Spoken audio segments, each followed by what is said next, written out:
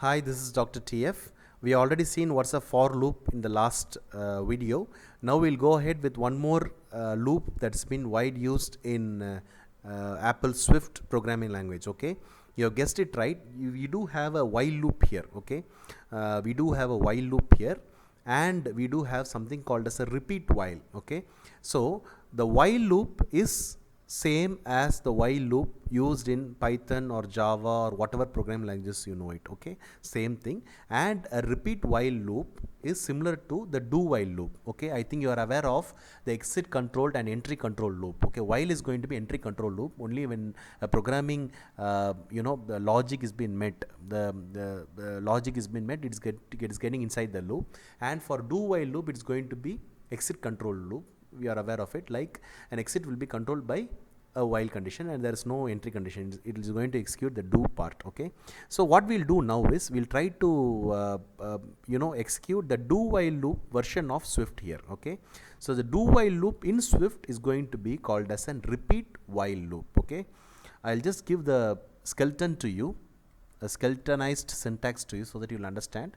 It's going to have a repeat keyword which is similar in purpose to do the do keyword that you try to use in other general purpose compiled programming languages. Okay, you have a repeat keyword and inside that you'll have some set of statements which will be executed irrespective of conditions being met or not. Okay, and finally once the repeat block is executed at least once, it is going through this while block which is going to carry a condition within a double circular bracket, within a circular bracket, something like this. Okay, so while is going to have a circular bracket condition, okay, which is going to be checked if the second repeat condition is to be played or not. Okay, this if you can see, it's similar to a do while except for the fact that you don't have a do word here, instead a repeat word. Okay, so let's just save it. We are not done anything, but we'll just save it and we'll go ahead with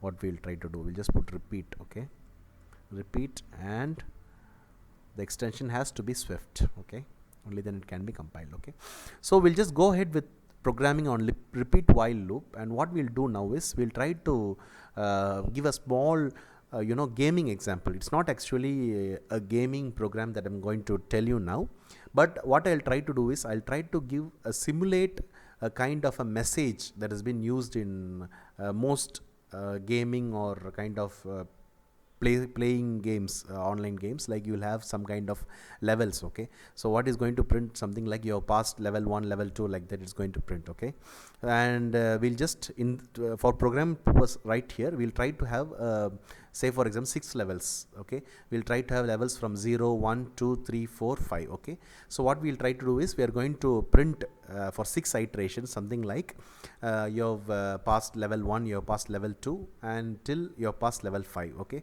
so from 0 to 5 it's going to take 6, and for every iteration is going to iterate the values 1 plus 1 plus 1. Okay, so we'll just do that one. For that I think we'll require 2 variables at least, 2 of integer forms for for the lower limit of levels and upper limit of levels. Okay, so we'll use this var keyword to denote or to declare any kind of variables that you want it. You can just put current var current level. Just for understandability, I am using this capital form. Don't get carried away. No need to be more particular using a capital form of any kind of variable here. Just use in Java or something like that. Okay, and you have to make sure that it's integer, otherwise it's not going to accept any value. Default value, if you are just going to put current level equal to 0, there could be a problem with assignment. It can just say that it cannot accept it cannot convert a string to an integer. So it's better you try to explicitly mention that the variable is integer here. So to do that, what you put is, after a variable name, this is a single variable name current level, you just put colon, and you can just put the type of data it is. It's going to be integer data type, so you just put int. Okay, so current level is going to have an initial value of 0, and you just put final level,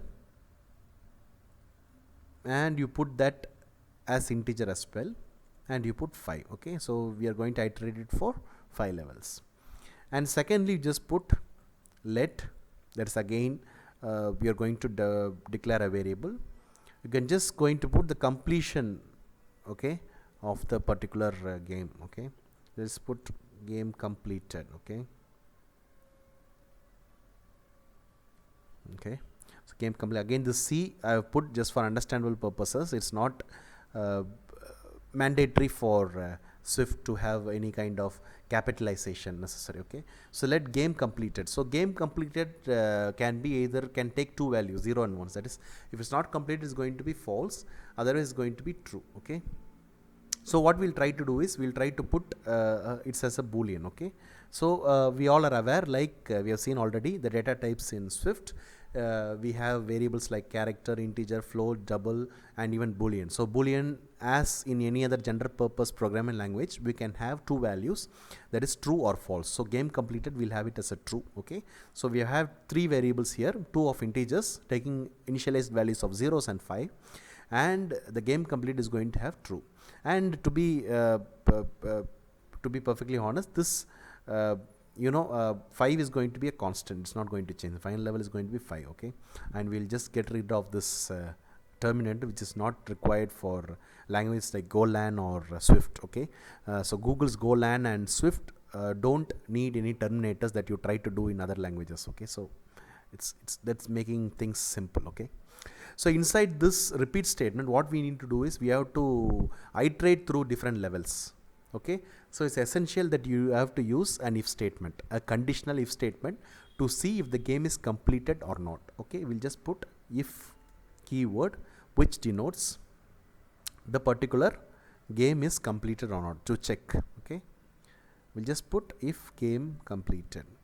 Okay, I think you are aware of it. If we just put if game completed equal to true, or if game completed, both are same. Okay, if game completed means the compiler understands if game completed equal to 2. Yes, it is true. So you just open the bracket for an if here. We'll try to close the bracket as well for if here. Okay, so this is an if block here, which is going to be executed if the game is completed, else it is going to go out of the loop. Okay, now what we'll do is we'll try to print a statement. Okay, and in that, as I told you beginning, we are just going to give you have passed some kind of message. You have passed level. Okay, and level you can just put the value of the current level. Okay, current level you can just put CURRENT and LEVEL. Okay, simple as that. So that's done. Clear?